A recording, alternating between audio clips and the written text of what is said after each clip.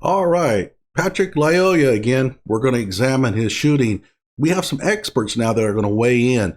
A few of them are actually pretty reasonable. I mean, they actually look at both sides of the issue. They try to come up with a reasonable explanation. And then we have one asshole.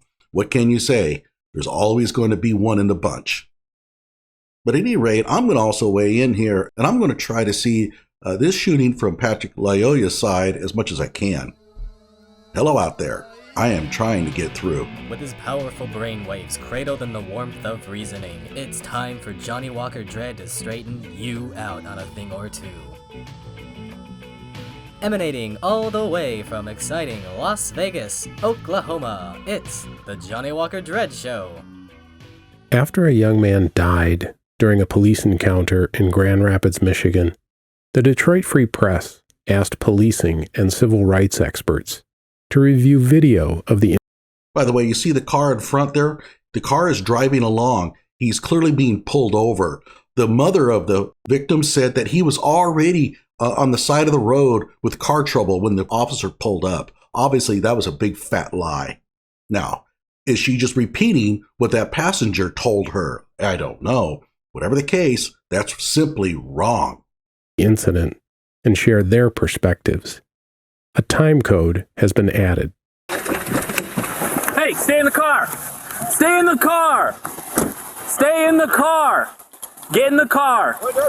I have heard that Patrick Lyoya was from the Congo. If that's the case, perhaps in the Congo, you're supposed to get out of your car when you're pulled over by the police. I don't know. But it seems to make sense. I have never understood why the police want you to stay in your car during a traffic stop here. I'd want people getting out, because when they're in their car, that's where all their toys are. Plus, he's got a passenger. And so as you're running his plates or writing his ticket, that gives him an opportunity to hatch a plan with his passenger, separate them, and they can't do that anymore. So I'm not an officer. Maybe they can weigh in and tell me why they actually do this. But if the Congo decides that, no, we want people getting out of the car, I would perfectly understand. Now, if that is the case, I understand why Patrick is getting out of his car, and I also understand why he seems so confused. Why is the officer getting all over me? I got out of the car like I'm supposed to. And again, I want to try to see this from Patrick Lyoya's side as much as I can. Now, from the officer's standpoint, this is stupid. This is disrespect. He should know better. This is dangerous. What the hell is he doing? He's trying to take control of the scene. I have to take control of the scene here. In a traffic stop, I have to control the scene. And so I understand perfectly well why the officer is very terse and direct here. Stop. Now, the problem is a lot of people want to talk about the shooting. For me, everything that led up to the shooting was equally as important. Dude, I'm stopping you. Do you have a license? By the way, that's the reason why Rashad Ritchie edited this part out. He's a propagandist. Go watch my earlier video on his take on this scene, and you'll see that he chose only the parts that he wanted you to see. Propaganda. Do you have a license? For what? The guy was not complying, didn't get back in the car, so this officer walks right up on him and asks him for his ID. Tactically, that's just a bad move in general. Were it me, I would have stayed back in my vehicle. I would have given him directives. I think he's right. But at the same time, that doesn't make the officer at fault. I mean, you can't convict the officer just because he made a tactical mistake. Keep in mind, the tactical mistake still didn't have to lead to a shooting. And what Patrick Lyoya does after this does lead to the shooting. And so we shouldn't examine the officer's guilt in terms of, well, he could have stayed behind his car door and ordered Patrick Lyoya around. That's hindsight. He didn't know that anything bad like this was going to happen. Stopping you. Do you have a license? What done? Do you have a driver's license? Do you speak English? A lot of people bagging on the cop saying, he's being sarcastic. Do you speak English? Again, he's from the Congo. It's not obvious to the officer that Patrick understands what the officer is saying. The interaction has begun, and at that point, the officer appears to be ordering the subject, and that's... Oh, yeah, of course, because that's what police officers often do. They often have to order the subject around. This is Patrick Giarneri. He is the chairman and CEO of the National De-Escalation Training Center. Oh, Lordy. That's the point where de-escalation can start. Can we go back a step? I want to see that again. Stay in the car! Harsh. Get in the car! Get in the car! Okay, we see harsh orders and pointing. I'm stopping you. Even though the person wasn't complying with the officer at that point, typical de-escalation looks at a friendly interaction and not raising your voice. And this is what's getting a lot of cops killed, is this advice here. You have a person who is not respecting you, he's not complying with you. Being nice and sweet is just going to tell that suspect that you can be rolled and that he doesn't have to listen to a damn thing you say. Think about it. You know, what happens if you're smoking a cigarette and the officer comes up and says, hey, you need to put out the cigarette while we're under the stop. You say, screw you, asshole. And the officer says, oh, okay, I'm sorry. What do you think at that point? You don't have to follow anything he says. And the officer knows this. And so the officer is going to try to take control of the scene by telling this suspect, I'm in charge here. And de-escalation, being nice and being sweet and syrupy is not going to change anything. For whatever reason, Patrick Lyoya does not want to give the officer his driver's license, and he doesn't want to get taken into custody. No kind of syrup is going to change that. This is hindsight. Yes. However, then the officer begins asking rather than ordering. He says, I need your driver's license. The guy's like, what? Okay, well, maybe he doesn't have one. So you ask him, do you have a driver's license? This is hindsight. Yeah, you can go back to any traffic stop and say, well, the officer could have done this, he could have done that. That's ridiculous. The plate doesn't belong on this car. Do you have a license or no? At this point, the cop thinks that Patrick Lyoya is playing dumb. And if you ever pulled over sovereign citizens, they do this all the freaking time. Like, you're asking them for a driver's license, and there's a big game going on. And I think that the officer might think, oh, hell, we're going through this again. And so he's probably a little bit short-tempered, a little impatient with Patrick. I can't really blame him, though. Now, what about Patrick's side? Again, being from the Congo, he may not fully understand what the officer's beef is. And so the officer is telling him, hey, I want your driver's license. Who knows what his friend, that passenger, has told him? You know, you're getting pulled over, man. Oh, man, geez, they're going to kill you. You got to be careful with these cops, man. You got to be really careful. Or he could be telling him, whatever you do, man, don't let that cop push you around. Don't let him. If he asks for your driver's license, you just go and tell him to go f*** off. You don't know what that passenger has told him. Remember, if he's from the Congo, he's relying on other people to kind of tell him how to behave. And he might be getting a lot of really bad advice. Do you have a driver's license? Yes. Where is it at? It's in the car. Get it for me. I don't have any basis for saying that this was racial profiling. Then let's not bring it up. You know, can we not do that? You have no basis for the belief that this is racial profiling, but you're going to bring it up anyway? I mean, seriously? But the question arises, why did he focus on this car and run the plates for this car? The question doesn't arise. You created it. This is not a question that everybody brought up and think, oh, wow, this is obvious. You raised the question. I don't care why the cop pulled him over. If the plate doesn't match the car, the plate doesn't match the car. So this Michael Steinberg dude is going to be all about blaming the cop here. Everything he says is going to point at the cop killing an innocent person. No effort whatsoever to understand this from the cop side or even Patrick Lyoya's side. What happened?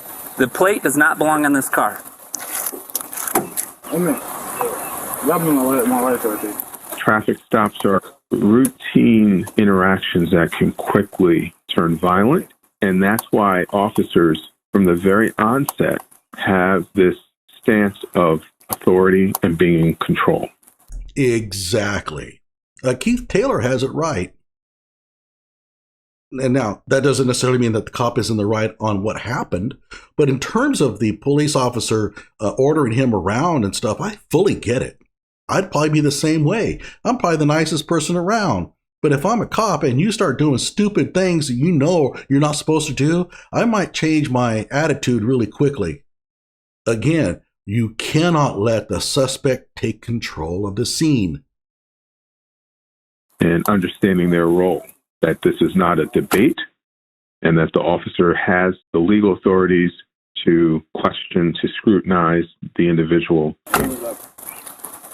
Now here I lose a little sympathy for Patrick Lyoya. Whatever the problem was between you and the cop, you don't understand what's going on. The cop is upset over nothing. I don't get it. He said something about a plate, owning a plate. The car owns a plate. I don't get that at all. But you shut the door like that and just walk away. Boy, it's game on if you're a cop. This is game on. No. At this point, I probably would have called for another unit. I agree with that. The mistake that I would suggest that the cop made was he didn't bring in people soon enough. That might have changed things. But again, it's hindsight. And you can't pin guilty on the cop just because he made a tactical mistake. He's not paying attention to directives. The fact that this officer still is engaging him one-on-one, for me, is a problem. At least if you have two people there, it decreases the likelihood that you're going to have to increase your level of force. No. Stop. Put your hands down. Okay, now this is a problem. Hold on. You're by yourself. The guy is not complying. Why the hell are you engaging like that? I tend to agree, although keep in mind, you have to look at the psychology of the deal. The cop has pulled this guy over. This guy has just walked away from him. The cop pulls up, grabs hold of him. He probably thinks that, okay, the guy's going to say, all right, I can't walk around the car anymore, fine. He wasn't expecting this to happen, I have a feeling. He probably should have known that it could, and that's his mistake. But again, a lot of this is hindsight. But then again, good training is designed to sort of take into account hindsight. 1915. You got one running. Stop. North, south. So the guy's running. You have his car. In there, you see his wallet. Why are you chasing the guy? Well, I don't know if the cop sees his wallet. Maybe he said something later. But whatever the case, you have his car. You don't know if it's his car. You don't know if it's his plate. You don't know if it's his wallet. So you have a suspected car thief who runs off and you let him run away. Now, I understand the smarter thing would have been, let him go ahead and run off. It's not worth getting beat up or cut up over something like this. But keep in mind, I understand why the cop would want to chase him. He's a suspect in a potentially serious crime here. And the fact that he's running away from you is all the proof you need that there must have been a felony. Something serious happened here, and this guy's trying to get away. And of course, car theft is the most obvious one. So having the car does nothing for you, except you could take prints and stuff and maybe track him down. But there's another issue here. Do you want to signal to the entire neighborhood that, when I try to detain you, you can just run away from me and I just got to take it? I just have to stand there with my thumb up my ass and say, oh, I guess he ran away. I guess I better not chase him. You're telling everybody in that neighborhood that they don't have to listen to a damn thing you say. So I understand why the cop wants to track him down. He wants to show everybody that, you know what? When I detain you, you're detained. Now, was it smart? Probably not, but I understand psychologically why the cop would do this. He's a human being. He makes mistakes just like we do. How far is he going to get? You've got his car, you've got his wallet. You don't know if any of those are his. Got his keys. How far is he going to get? I'd call that in and have another unit come by, and I'd stand by with the car, because what I don't want is to get into a physical confrontation when I'm by myself fighting with a guy who's my size. And again, I agree with the man, all right? But we're sitting in the comfort of our own chairs. It's easy to sort of second guess, but yeah, he's right. The fact that there is at least one other individual in the vehicle opening the door, possibly to help the driver overwhelm the officer, is another potential threat. By the way, the two black gentlemen that are the experts are going to be somewhat on the cop side, and the two white people are going to be anti-cop. I don't know, but maybe that was done on purpose? Interesting. I think it's worth noting, I'm stopping again. No, it's not worth noting. What would be really important would be you just shut up, because you offer nothing here. Let's listen in. Again at 135, that the officer is using violence against the suspect. At this point, Mr. Lyoya is not posing a threat. Oh, no, of course not. You don't know if he's got a knife. You don't know anything. And how are you going to get him into custody if you don't resort to violence at this point? Are you going to ask him, can you let me go ahead and put these cuffs on you? What are you going to do? What is your strategy here, Steinberg, other than just give in? And by the way, he's the director of the Civil Rights Litigation Initiative at the University of Michigan Law School. So what he does is he trains people to go chasing ambulances. That's his job. He trains students to chase ambulances. Of harm, imminent or otherwise, to anybody else, he's just trying to get away. Right, and if you understood the law, and I cannot believe that you're a law professor, you would know that a person does not have to pose to you a physical threat of violence for you to take physical violence on him as long as you don't use deadly force.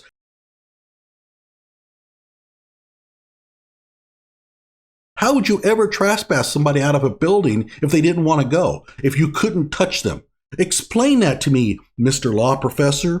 You have a person who's gone into a Wendy's and he refuses to leave. The manager says, I want him out of here. How are you going to trespass him if you can't apply physical force? All right? They absolutely can do this.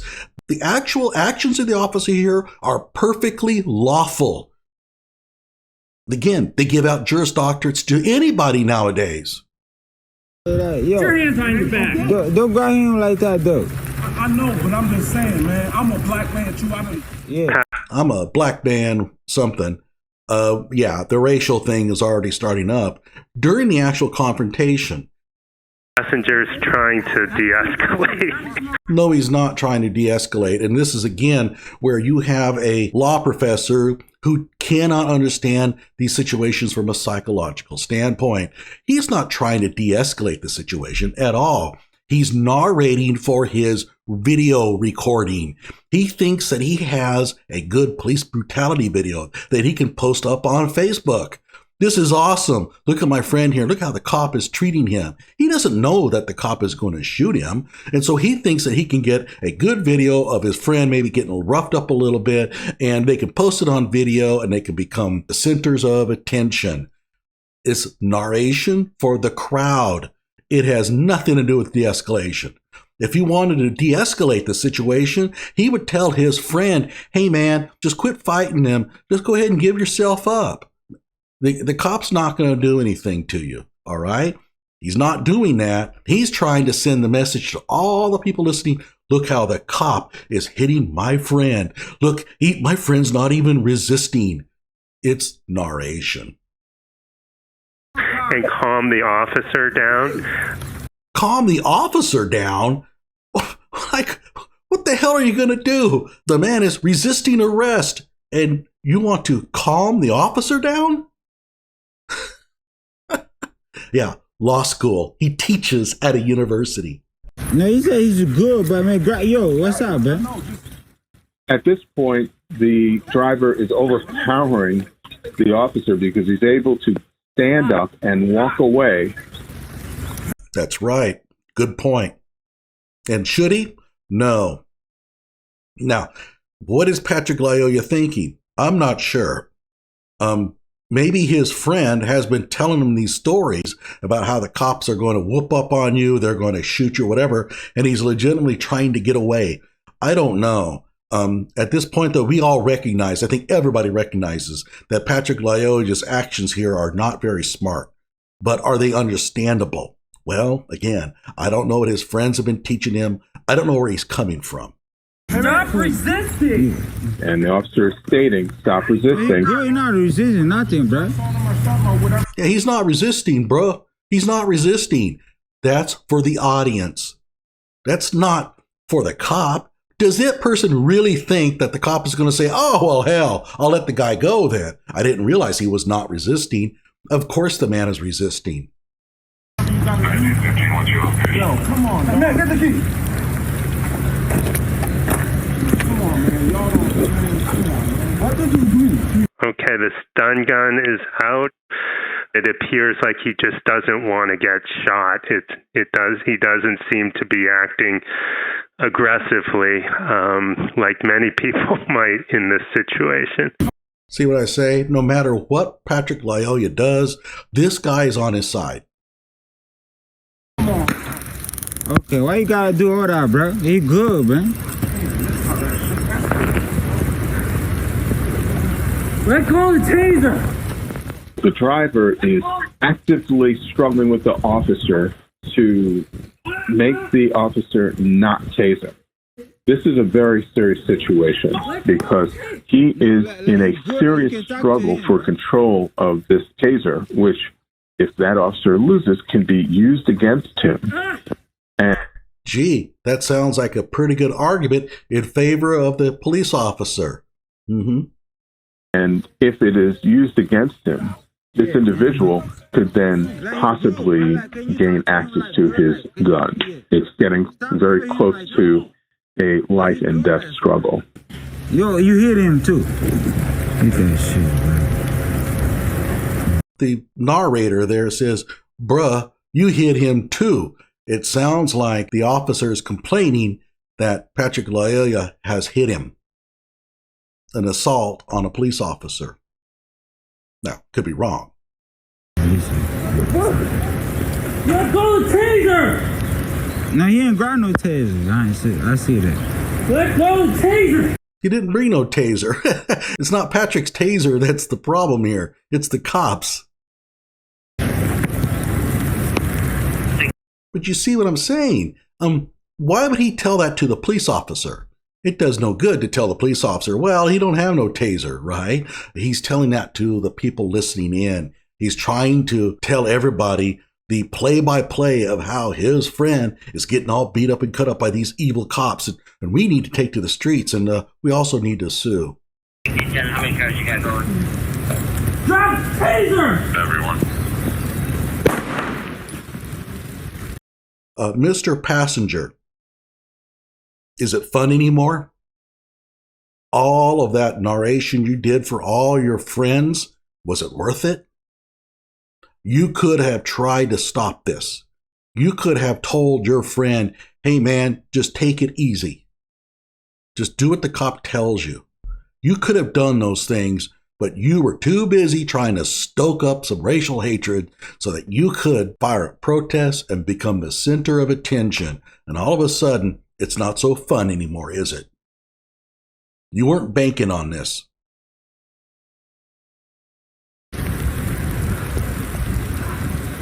Get back! Oh, jeez. I mean, it looks from this position like an execution. This Steinberg dude, he's going to be on the side of the suspect on every issue that comes along. He's not going to put out any effort whatsoever to understand this from the cop's standpoint. And that's unfortunate because the cop is the one that's going to be facing trial. Patrick Lyoya is dead. But the cop is the one now for which we have to understand what was he thinking? Why did he do what he did? And this guy is so brain dead, all he can say is, well, that looks like an execution. Yeah, law school. He teaches at a law school. Get back! Right after the shooting, you could hear a siren in the background. Involved in shooting. Nelson Griggs. So less than 4 minutes, he's got backup coming. Had he called for backup immediately, it may have been there in 2 minutes. That's true. It's a tactical mistake. That doesn't make the cop guilty.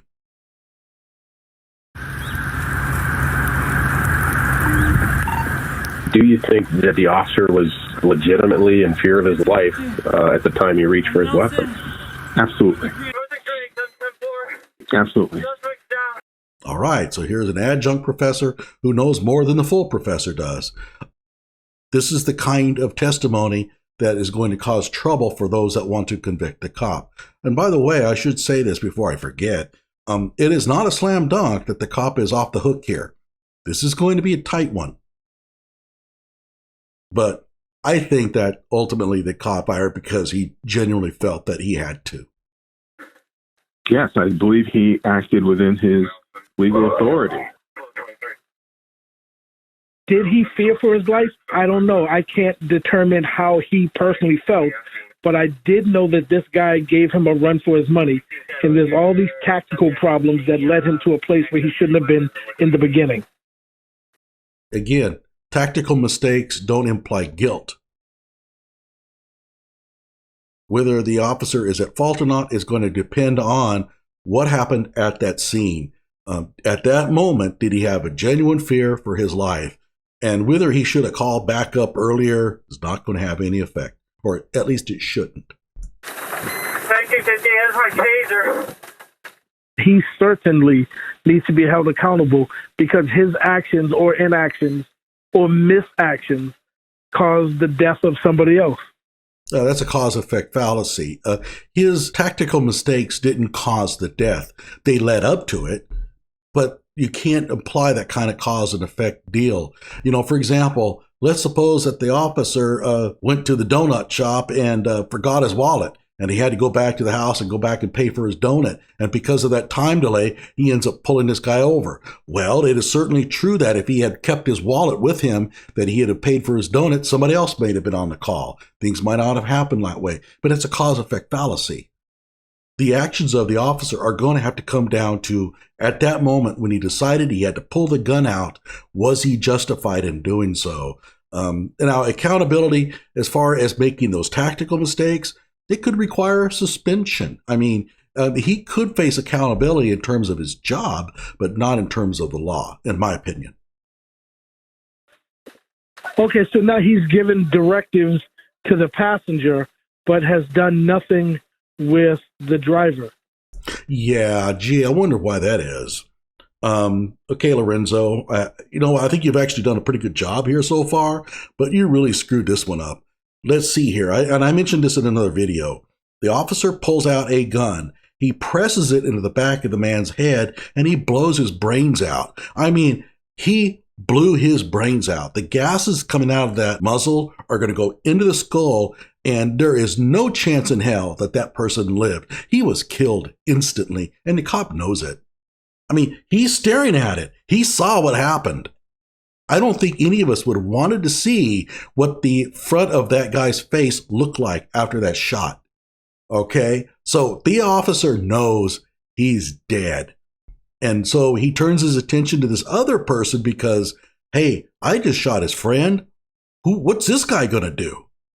I don't blame the officer here. And one thing we also have to take into account is his brain is a little bit of a fog here. He just shot somebody. I'm sure the world is spinning. I'm sure everything's going in slow motion for him. It's rather fortunate that he has enough wherewithal to tell this person to put his hands up and take care of the situation. A lot of people would have just been walking around babbling to themselves. So I don't blame the officer whatsoever for turning his attention to this other suspect, for lack of a better word. Passenger, okay. And the passenger actually did nothing that I think would have warranted this. He's detaining him. I see no problem with this. You just shot his friend. You're going to detain him. Make damn sure that he's not going to do something. He's taking control of the situation for officer safety. I think he's within his rights to do that. One more. 1625, 10-4, addressing one more.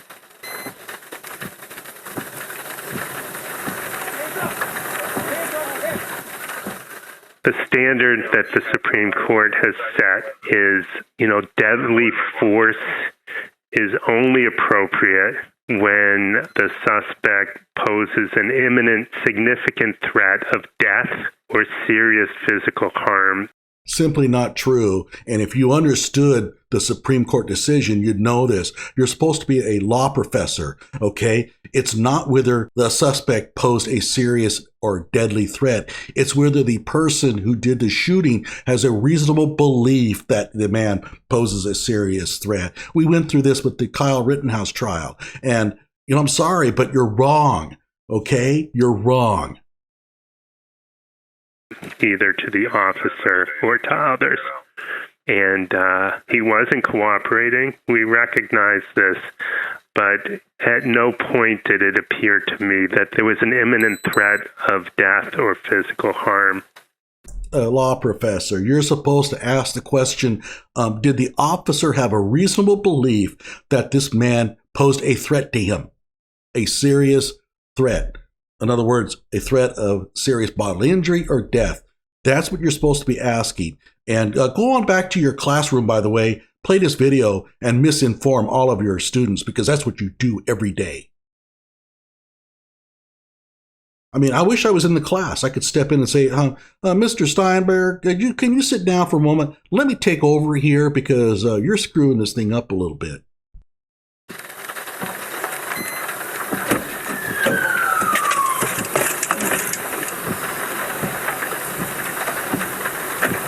And by the way, the professor may be referring to Tennessee versus Garner. That has no bearing here. He was not a fleeing suspect. This is a pure case of self-defense. And officers have as much right to self-defense as anybody else. Anybody else in the car, make yourself known now! Oh, yeah, they're more concerned with the car. Wow. Yeah, because the man is dead. And there might be other people in the car. So he's going to order them out of the car. Perfectly reasonable thing to do.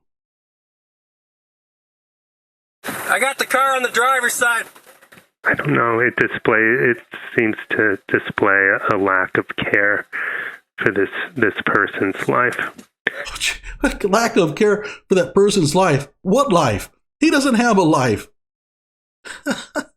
Again, 9mm, probably a Glock, pressed into the back of the man's head, and he opened fire. Yeah, you really think that there is life there? And by the way, when you see the actual shooting, which I show in one of my other videos, when he fires, Patrick Lyoya just goes, boom. He's down for the count. I mean, now I have shot a pig before, and I've shot cattle. And when you shoot them through the skull like that, they go down. Their life is ended immediately. You're not going to do CPR on them at that point.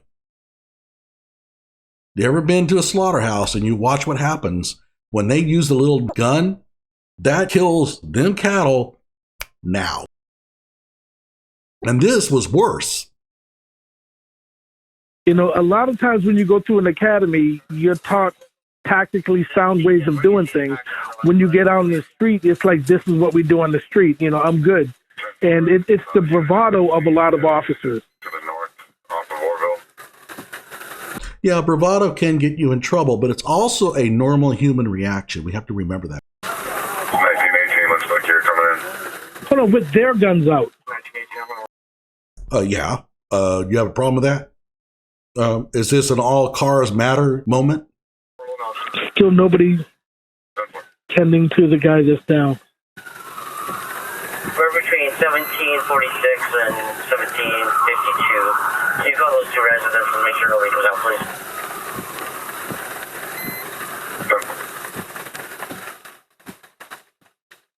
We've been told for generations and generations by people of color that this happens. Excessive force, senseless killings like this happen. Yeah, and I also showed a video where a white sovereign citizen was shot in much the same circumstances, but you can't be expected to look at those situations, can you? Again, there's nothing that separates this guy from just the average street protester. He's supposed to be a law professor. My God, man, when you buy into arguments, you have to have critical thinking skills. You have to say, this is what we've been told, but what's the truth? You know what? They're saying that police only kill black people in situations like that. But what's the truth? Maybe I should look and see if there have been some cases where white people have been shot like this. What do the statistics say? Well, what are they controlling for? Under what circumstances were these data collected? Those are the kind of questions that professors are supposed to ask. But this guy is, for all practical purposes, just another street protester. 20 cars clear. We'll be moving up to render aid. 220, 10-4, cars clear, moving up to render aid. Society as a whole kind of ignored those stories until there's video evidence. So we're going to take this one incident and now we're going to form a narrative from it? Now you know why people are so misinformed. It's because we have people teaching students in classrooms that, well, you see what happened here? This happens to everybody. It happens all the time. Well, professor, what do the statistics say? Oh, shut up. We don't need those statistics. We don't need to examine counter arguments. And now I think the country's coming to grips with this extremely disturbing trend. And I have an idea also for all you law professors. We're here talking about the guilt of an officer. Is he guilty or not? Focus on the actual event. What he's trying to say is, well, this officer is guilty because this happens all the time. All these other instances out there, you see what happens? So he's doing exactly again what the Rashad Richies of the world do. I cannot believe that they hand out Juris Doctorates so easily nowadays. And he's a professor. Oh my God. No critical thinking skills whatsoever. even after the protests, the Black Lives Matter protests and the raised awareness, it continues to happen. Maybe it continues to happen because people are not interacting with the cops the right way. You know what? That could be an element here. Patrick Lyoya might have been acting obstinately, resisting arrest because of these protests, because of what people have been telling him. It's a possibility. Why not investigate it? Why not at least consider it? But you can't. The only thing you can think of is protest some more, protest some more. And there's no reason that Mr. Lyoya is dead right now, except for poor police work, insufficient training, and a lack of care for Black lives. Right, and Patrick Lyoya's actions had nothing to do with it. He said the only reason why Patrick is dead is because of these things. And Patrick's behavior didn't have any role to play in this? None? Really? Okay, you go on thinking that. But I actually have a different take on it. My feeling about it is that if Lyoya would just handed his driver's license to the cop, this would not have happened. So perhaps the way that people interact with cops has something to do with these incidences. Why not investigate those things? Why not at least question it? So there you have it. A couple of guys there bent over backwards to try to understand this thing from the officer's standpoint. That doesn't mean that you think that the officer was great. Both of them suggested that the cop made some serious mistakes. Nothing that would convict him, although it should possibly lead to some sanctions by the police department because he didn't necessarily follow training. But just because you make tactical mistakes doesn't make you at fault for what happens. And then you had a couple of bird brains there. Like my video, subscribe to my channel.